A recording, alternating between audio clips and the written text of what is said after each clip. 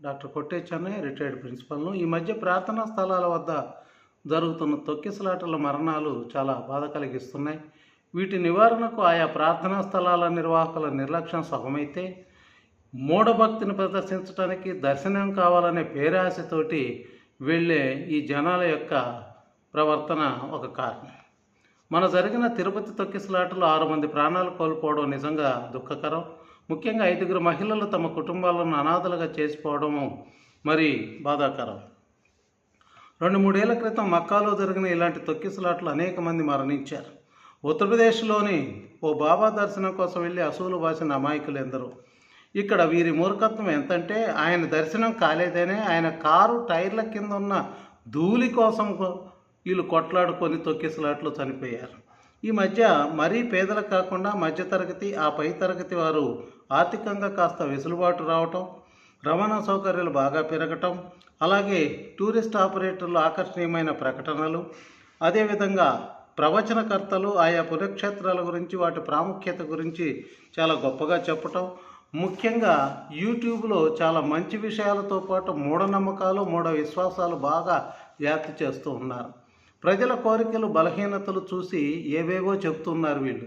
ఏ పండగకి ఏ బట్టలు ధరించాలి, తెలుపా, నలుపా, ఎరుపా, పసుపా, ఏ ఆభరణాలు ధరించాలి, ఏ చెట్టుకు దీపం పెడితే మంచిది, ఆ దీపంలో నెయ్యి పోయాలా, నూనె పోయాలా, నువ్వుల నూనె పోయాలా, ఆముదం పోయాలా, అలాగే ఆ పూజ ఎన్ని ఒత్తులు వేయాలి, ఆ దీపాలలో 1, 2, 3, ఏ పూజ వారం చేయాలా, నెల చేయాలా, 3 నెలలు చేయాలా, 6 నెలలు చేయాలా, ఏ బట్టలు ధరిస్తే దేవుడు వద్దన్నాడు, ఏ నూనె పడితే వద్దన్నాడు, ఏ ఒత్తులు వేస్తే వద్దన్నాడు. ఈ శాస్త్రాలు చెప్పేవాళ్ళు అందరూ ఏ శాస్త్రాలు చదివి ఈ మూఢ విశ్వాసాలు వ్యాప్తి చెందుతున్నారో తెలియటం లేదు. అదిగో అప్పుడు వేణుస్వామి గారు అనే ఒక ఆయన జాతకం చెప్తే అన్నీ అయిపోవాల్సి ఉంది అన్నారు. మొన్న ఎన్నికలు ఆయన చెప్పినవన్నీ తప్పు కావడంతో ఆయన పలుకుబడి ఢామ్ అని పడిపోయింది. ఈ జ్యోతిష్యాలన్నీ మూఢమైనవే, ప్రజల ఆశలకు అనుగుణంగా చెప్పేవి. ఇలాంటి వారి వల్లనే హిందూ సంస్కృతికి చెడ్డ పేరు వస్తుంది. వీరు దైవారాధనను, సంస్కృతిని కొత్త కొత్త భాష్యాలు చెప్పి హిందూ ధర్మం బహు క్లిష్టమైనదిగా, దాన్ని పలచబారేటట్టుగా చేస్తూ ఉన్నారు. దేవుని ఎలా సేవించాలి, దేవుడు ఎక్కడ ఉంటాడనేది మన వేదాలు, ఉపనిషత్తులు, అరణ్యకాలు, మన ఇతిహాసాలైన రామాయణ, మహాభారతాలు, భగవద్గీత, భాగవతము, పురాణాలు ఇవన్నీ కూడా చాలా స్పష్టంగా సులువైన మార్గాలు కూడా అనేకం చెప్తున్నాయి. మన మూఢభక్తులు ఇంకా ఎక్కడెక్కడో షార్ట్కట్లో మార్గాలు వెతుకుతున్నారు దైవ దర్శనం కోసం. భాగవతంలో పోతనామాచ్యులు ప్రహ్లాదునితో స్పష్టంగా చెప్పించాడు ఆ మాటలన్నీ కూడా. అందుగలడు ఇందుగలడని సందేహం వలదు, ఎందెందు వెతికి చూసిన అందందే గలడు చక్రి సర్వోపగతుండు అని స్తంభంలోనే నరసింహావతారాన్ని చూపించాడు. అంటే నీలోనే దేవుడు ఉన్నాడని దాని అర్థం. నీలోని దైవగుణాలను నీ సంస్కారాల ద్వారా వెలికి తీయమని చెప్పేసి చెప్తున్నాయి శాస్త్రాలు.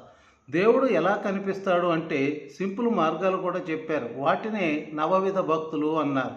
అవి శ్రవణం, కీర్తనం, స్మరణం, పాదసేవనం, అర్చనం, వందనం, దాస్యం, సఖ్యం, ఆత్మనివేదనం. శ్రవణం ద్వారా పరీక్షిత్ మహారాజు, కీర్తనం ద్వారా త్యాగయ్య, అన్నమయ్య, మీరాబాయి గారు, స్మరణం ద్వారా ప్రహ్లాదుడు, సీతాదేవి, పాదసేవనం ద్వారా లక్ష్మీదేవి, భరతుడు, అర్చన ద్వారా శబరి, వందనం ద్వారా భీష్ముడు, విభీషణుడు, అక్రూరుడు, అలాగే దాస్యం ద్వారా హనుమంతుడు, లక్ష్మణుడు, ఆత్మనివేదన ద్వారా బలిచక్రవర్తి, జటాయువు. వీరందరూ పరమాత్మని చేరారు, సుఖాలు పొందారు, మరణాంతరం కూడా ఎనలేని కీర్తి పొందారు. వీళ్ళలో ఎవరు భారీ కానుకలు ఇవ్వలేదు, పెద్ద పెద్ద గుళ్ళు కట్టించలేదు, వారికి పెద్ద పెద్ద అలంకారాలు చేయలేదు. వాళ్ళ మనసు నిండా ఆ దేవదేవుని నింపుకున్నారు, నిత్య స్మరణ చేశారు, అనుభూతితో పొందారు, తృప్తి పొందారు. వారెవరకు చెడు చేయలేదు, ఆ దేవునితోనే మనసా, వాచ, కర్మన ఉన్నారు. అందుకే వారికి మోక్షం దొరికింది. దేవుని కోరాల్సింది ఉద్యోగాలు, పెళ్ళిళ్ళు, ఆస్తులు, అంతస్తులు కాదు. కోరాల్సింది అనాయాసైన మరణం, అంటే బాధలేని మరణాన్ని ప్రసాదించు. వినా దైన్యేన జీవనం, ఎవరి మీద ఆధారపడకుండా చూడు. చివరి దశలో దేహంతే తవ సాన్నిధ్యం, మరణ సమయాన్ని నిన్నే దర్శించాలి స్వామి అని. దేహిమే పరమేశ్వర, ఈ 3 వరాలు ప్రసాదించు స్వామి, ధన్యుణ్ణి అని కోరాలి. అలాగే దశ అవగుణాలను కూడా తొలగించుకోవాలి మనసు నుంచి. కామం, క్రోధం, మోహం, లోభం, మదం, మాత్సర్యం అంటే ఈర్ష్య, స్వార్థం, అన్యాయం, అమానత్వము, ఇగో, అహంకారము, వీటిని అణుచుకోవాలి. వీటిని వదలకుండా ఎన్ని పూజలు చేసినా, రోజుకు 100 రూపాయలు పెట్టి పూలు కొని పూజ చేసినా కూడా, ఎన్ని ఒత్తులు వచ్చినా, ఎన్ని పట్టాలకు మొక్కినా, ఎన్ని తీర్థయాత్రలు చేసినా వృధాని. అలాగే బుద్ధుడు చెప్పిన అష్టాంగ మార్గాలు తెలుసు కదా. పైసా ఖర్చు లేకుండా మనిషి మారటానికి, మనసులోని కుళ్ళును కడగటానికి ఈ మార్గాలు పనికొస్తాయి. అవి ఒకసారి చూద్దాం.